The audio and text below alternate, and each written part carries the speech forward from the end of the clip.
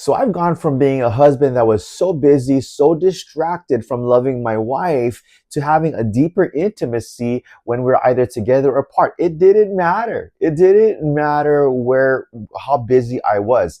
In fact, it didn't cost me an expensive weekend getaway at a hotel. It didn't cost us to go to tons of workshops. It didn't cost us a whole lot of money for counseling and therapy.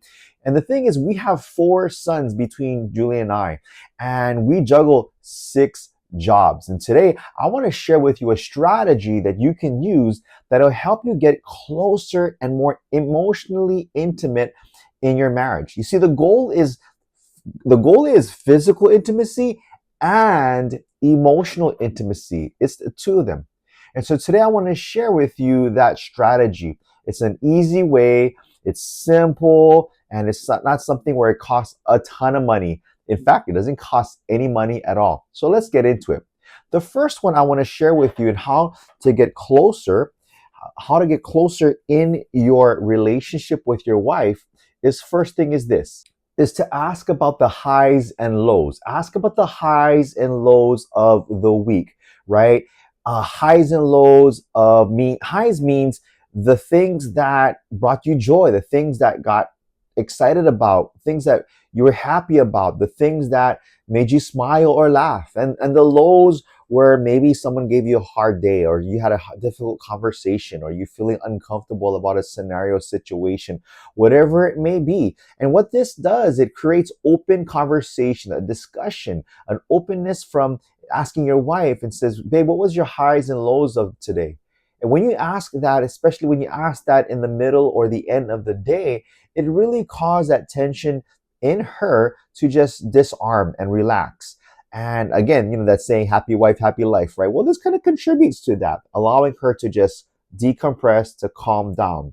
And so I want to encourage you, one of the easy ways to do this is to ask about her highs and lows of her day.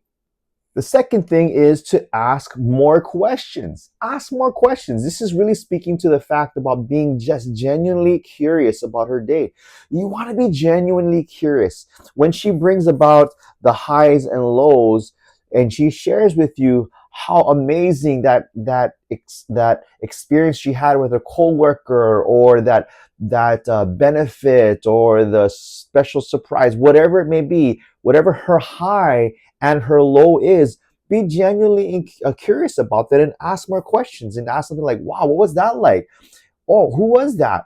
Oh, what happened? You see, in this whole conversation, it's okay to go what they call chase squirrels. You can chase squirrels and go around the tree and under the bush and between the two, whatever it is. You can definitely ask questions.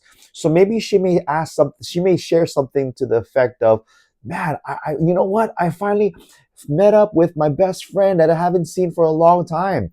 And then you can ask something like, wow, what did you guys talk about? Well, what's going on in her life? And she may say, yeah, my best friend, she married this rich guy. And you're like, wow, what's the guy do? It just go down. Wow, man, I remember my friend going through that. Man, wow, that was amazing. Wow, what's he like? Where is he from? How old is he?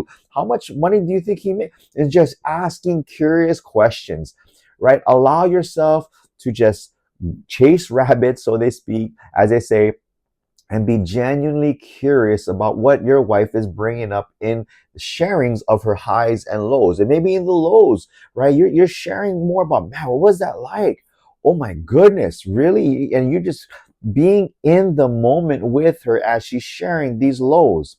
And so ask about the highs and lows, ask more questions, being genuinely curious. The third thing is this: share how you feel about it. Share how you feel, your emotions. Right. And this is really about having to dig deep in the sense of identifying emotions. Maybe in you, as your wife is sharing her highs and her lows, you're feeling hopeless, you're feeling frustrated, you're feeling sad, you're feeling excited, you're feeling surprised, you're feeling depressed, you're feeling discouraged, you're feeling whatever it is, feeling happy. Maybe you're feeling such a sense of excitement. You're whatever it is, share how you feel about it. And when she's sharing these things, like, man, babe, as you're telling me this, I kind of get excited about that. That's awesome. That's amazing. Or maybe she's sharing her lows about her week, her day, actually, her day. And you're like, oh, that's pretty sad. Oh, that's kind of discouraging. Oh, man, you must have felt unheard. You must have felt misunderstood. Or maybe she's sharing some things and is turning you on, and you're like, oh, that kind of turns me on, babe. You know what I'm saying, right? And but just share how you feel about it. This is not about providing solutions or answers or interventions and strategies and this is what you should do differently, babe. She's not asking for that. She's asking for you to be a listening ear, to be with her, especially in her lows. And you, if you disregard her highs, she will begin to like not share with you because you're trying to solve her situation. We're not solving anything. The only thing we're doing is trying to get closer intimately, emotionally with your wife, right? So share how you feel about her highs and her lows. The fourth thing is this: schedule 5 to 10 minutes a day to do this.